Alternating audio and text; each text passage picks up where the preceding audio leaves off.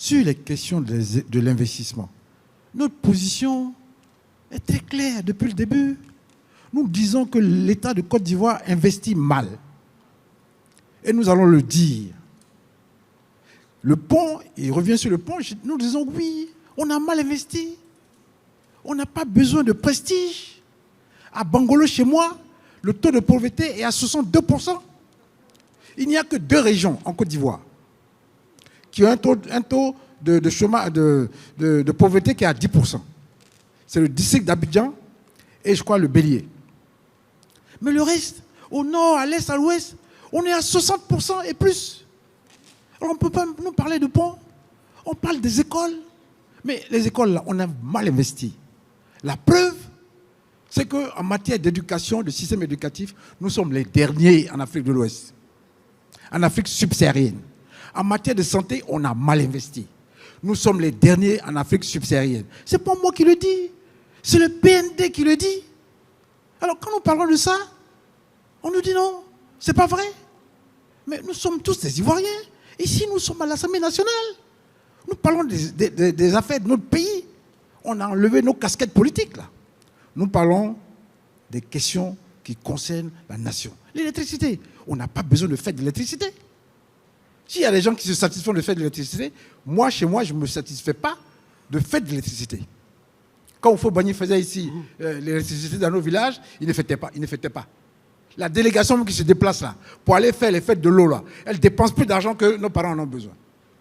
Je voudrais vraiment être sincère avec les ministères du gouvernement sur cette question. Ensuite, nous avons des raisons d'être inquiets. Nos collègues l'ont dit tout à l'heure, les indicateurs dont on parle. L'État lui-même, j'ai le document ici, projet de loi 2024, il dit nous allons faire le reprofilage de la dette. Mais pourquoi? C'est parce qu'on sait que la situation est délicate. Il fait lui-même des recommandations. Mais c'est de ça que nous parlons. Et ce que nous disons, c'est que ces recommandations-là, nous voulons qu'elles soient encadrées, elles soient prises en compte dans la loi que nous sommes en train d'élaborer. Pour nous permettre ensemble de garantir et que ce ne soit pas un vœu pieux.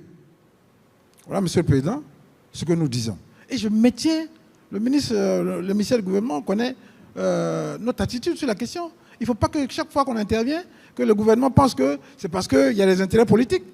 Nous sommes au-delà des intérêts politiques. Il s'agit de la Côte d'Ivoire. Et la vérité, moi j'ai lu le rapport de Moody's.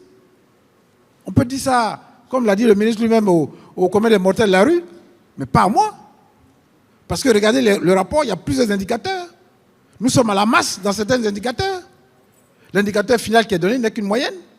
Et nous ne sommes même pas au-delà de la moyenne. La Côte d'Ivoire a un grand potentiel. Je vais finir sur la partie, c'est un de mes collègues, un de mes jeunes frères ministres du gouvernement qui me dit, ton pays est riche. Oui, la Côte d'Ivoire est riche. Mais elle dépense mal. Elle dépense très mal. Et nous le maintenons, nous le disons. Je vais finir sur la question des champions nationaux. Oui, le ministre l'a dit, il y a des démarches qui sont faites.